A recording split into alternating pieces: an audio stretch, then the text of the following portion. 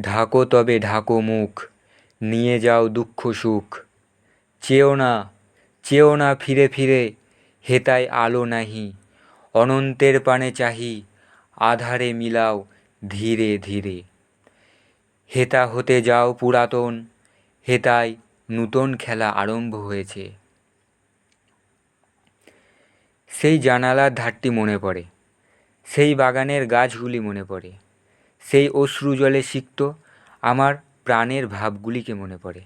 আর একজন যে আমার পাশে দাঁড়াইয়া ছিল তাকে মনে পড়ে। সে যে আমার খাতায় কবিতার পাশে হিজিবিজি আঁকিয়া দিয়াছিল, সেইটা দেখিয়া আমার চোখে জল আসিল। সেই তো যথার্থ কবি, কবিগুরু রবীন্দ্রনাথ ঠাকুর।